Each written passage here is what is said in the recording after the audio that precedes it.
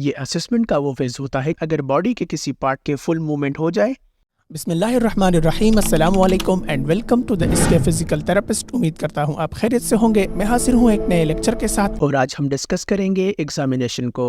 इससे पहले की वीडियोस में हमने हिस्ट्री और ऑब्जर्वेशन को डिस्कस किया था। इन फेजेस के दौरान हमें कुछ साइन और सिम्टम्स मिले जिसके बेसिस पर हमने डायग्नोसिस बनाया था। अब हम उसी अपने डायग्नोसिस को कंफर्म करने के लिए एग्जामिनेशन करेंगे।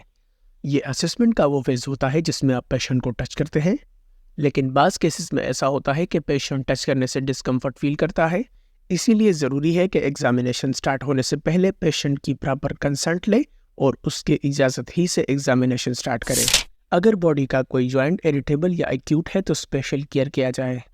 असेसमेंट के इस पोर्शन के कुछ प्रिंसिपल्स हैं जिसको आपने ज़रूर फॉलो करने हैं। प्रिंसिपल नंबर 1, अगर बॉडी के किसी पार्ट में बायलैटरल मूवमेंट रिक्वायर्ड है और आप दोनों पार्ट्स को कंपेयर कर रहे हैं, जैसे लेफ्ट और राइट लेग, तो आपको नॉर्मल लेग पहले चेक करना चाहिए। इस तरह करने से आपको एक बेसलाइन मिल जाएगी कि दूसरे एबनॉर्मल जॉइंट या लिम्ब ने कितना मूव होना है। पेशेंट में कॉन्फिडेंट आ जाएगा और दूसरे एबनॉर्मल साइड को चेक करते वक्त पेशेंट का डर और खौफ कम हो जाएगा। प्रिंसिपल नंबर 2, पेशेंट को चाहिए कि एग्जामिनर के पैसिव मूवमेंट कराने से पहले वो खुद एक्टिव मूवमेंट करे। इससे एग्जामिनर को आइडिया हो जाएगा कि पेशेंट कितना मूवमेंट कर सकता है। प्रिंसिपल नंबर 3, अगर कोई मूवमेंट पेनफुल है तो बेहतर है कि उसे बाद में किया जाए। इससे ये होगा कि इस पेन से दूसरे मूवमेंट इफेक्ट नहीं होंगे और वो आसानी से हो जाएंगे। नंबर 4, अगर कोई मूवमेंट अपनी फुल रेंज तक नहीं होती तो आप बहुत जेंटली आराम से एक्स्ट्रा प्रेशर अप्लाई करें ताकि फुल मूवमेंट हो जाए। इस तरह करने से पेन और सिम्टम्स फर्दर वर्स होने से बच जाएंगे। नंबर 5, पेशेंट अगर अपनी जॉइंट को फुल रेंज तक मूव कर सकता है तो आप उसके एंड में जेंटली थोड़ा सा प्रेशर अप्लाई करें और फील करें कि जॉइंट मूवमेंट को कैसे स्टॉप कर रहा है। इससे अंदाज़ा हो जाएगा कि पैसिव मूवमेंट की ज़रूरत नहीं है। नंबर 6, हर एक मूवमेंट चाहे वो एक्टिव हो, पैसिव हो या रेजिस्टेड हो, उसे कई दफ़ा रिपीट किया जाए या सस्टेन किया जाए। ऐसा करने से अंदाज़ा हो जाएगा कि सिम्टम्स कम या मज़ीद वर्स हो रहे हैं। इस तरह इन डिफरेंट मूवमेंट्स से वीकनेस और ब्लड इश्यूज आते हैं। इन मूवमेंट्स को रिपीट करना या होल्ड करना उन पेशेंट में यूज़फुल है जो ये कंप्लेन करते हैं कि रिपीटेटिव मूवमेंट से या सस्टेन पोस्चर से उनके सिम्टम्स अल्टर हो जाते हैं। नंबर 7, जॉइंट न्यूट्रल और रिलैक्स हो और उस पर रेजिस्टिव आइसोमेट्रिक मूवमेंट किया जाए। इससे जॉइंट के non moving structure like ligament पे प्रेशर कम लगता है।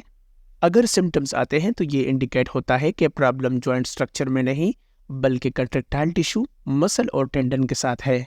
नंबर 8, अगर आप पैसिव रेंज ऑफ मोशन या लिगामेंट को टेस्ट कर रहे हैं तो सिर्फ इतना इम्पोर्टेंट नहीं है कि जॉइंट कितना मूव होता है, कितनी डिग्रीज ऑफ मूवमेंट कर सकता है, बल्कि ये भी इम्पोर्टेंट है कि जब जॉइंट अपनी एंड रेंज तक जाता है तो कैसे फील करता है। जॉइंट की एंड फील जॉइंट की कंडीशन और सराउंडिंग टिश्यूज के बारे में बताता है। नंबर 9, जब लिगामेंट को टेस्ट किया जा रहा हो तो एग्जामिनर जॉइंट पे स्ट्रेस अप्लाई करता है और उसे मेनी टाइम्स रिपीट करता है। पेन फील होने तक स्ट्रेस ग्रेजुअली इंक्रीज किया जाता है और इसमें गोल ये होता है कि मसल में स्पाज्म लाए बगैर जॉइंट की इंस्टेबिलिटी को चेक किया जाए। प्रिंसिपल नंबर 10, अगर आप मायोटोम्स को टेस्ट कर रहे हैं तो आपको मसल की हर कंट्रैक्शन को 5 सेकंड तक होल्ड करना चाहिए ताकि आपको वीकनेस का पता चले, क्योंकि मायोटोम्स की वीकनेस डेवलप होने में टाइम लगता है। प्रिंसिपल नंबर 11, असेसमेंट कंप्लीट होने के बाद एग्जामिनर को चाहिए कि वो पेशेंट को बताएं कि एग्जामिनेशन के दौरान आपके डिफरेंट टिश्यूज पर स्ट्रेस अप्लाई किया गया है, जिसकी वजह से आपके सिम्टम्स कुछ टाइम के लिए वर्स हो सकते हैं, ताकि पेशेंट को ये ना लगे कि मेरी सिम्टम्स तो बढ़ गई है, मेरी तकलीफ में इजाफा हो गया है और मुझे अब और ट्रीटमेंट की ज़रूरत है। Next and last principle number 12, अगर एग्जामिनेशन कंप्लीट होने के बाद एग्जामिनर कुछ अनयूजुअल साइन और सिम्टम्स को नोट कर लेता है या कंडीशन ज़्यादा सीरियस हो तो एग्जामिनर को बिल्कुल भी हेजिटेट नहीं होना चाहिए और पेशेंट को दूसरे हेल्थ केयर प्रोफेशनल के पास रेफर करना चाहिए।